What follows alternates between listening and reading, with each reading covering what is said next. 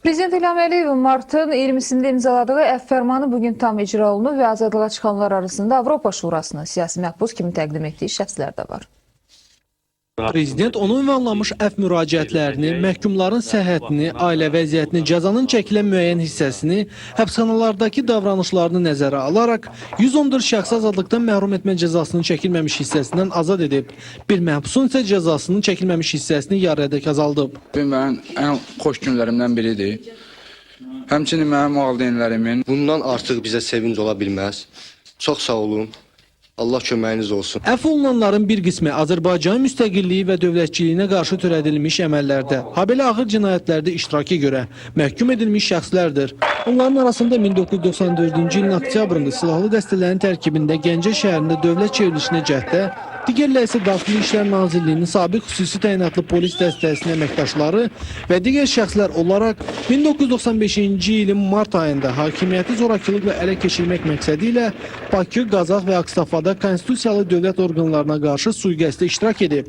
Qeyd edək ki, əfv olunanlardan 53 nəfəri Avropa Şurasının siyasi məhbus hesab etdiyi şəxsdir.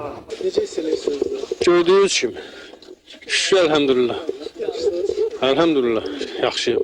2003-cü il 15-16 oktyabr ixtişaşlarının təşkilatçılığında ittiham olunaraq həbs edilmiş Rauf Arifoğlu, İqbal Ağazadə, Etimad Əsədov, Arif Hacılı, Pənah Hüseynov, İbrahim İbrahimov, Sərdar Cəlaloğlu da əfv edilib.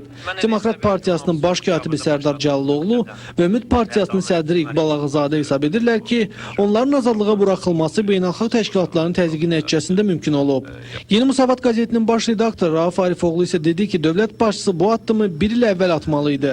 Əfv olunanların gələcək planlarına gəlincə, mən elə hesab edirəm ki, 16 oktyabrda başladığımız nöqtədən işləri davam elətdirməliyik. Azərbaycandan qarşıdan parlament seçkiləri gəlir. Bu seçkilərin demokratik keçirilməsi istiqamətində bütün qüvvəmizi əsirgəməyəcəyik və partiya rəhbərliyi davam etdirəcəm. Həm partiya quruculuğu ilə, həm Azərbaycanın problemləri ilə yaxından maraqlanacağıq. Azərbaycanın ictimai siyasi həyatında ciddi iştirak edib deyilməmiş sözümüzü sona çatdıracağıq. Fəaliyyətimi davam etdirəcəm, qazet redaktoru kimi və nə qədər gördüyüm işlə məşğul olacağım.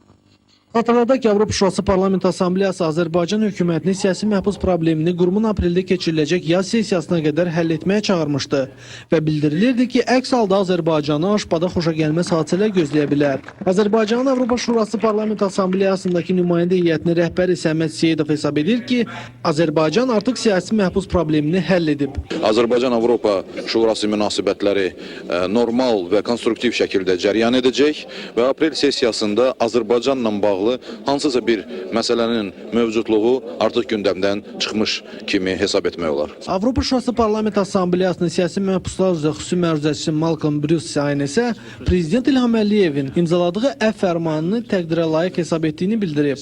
Onun sözlərinə görə bu fakt onun hazırlayacağı məruzədə xüsusi qeyd ediləcək. Ceyhun Əsgərov, Hikmət Əsgərov, ANS.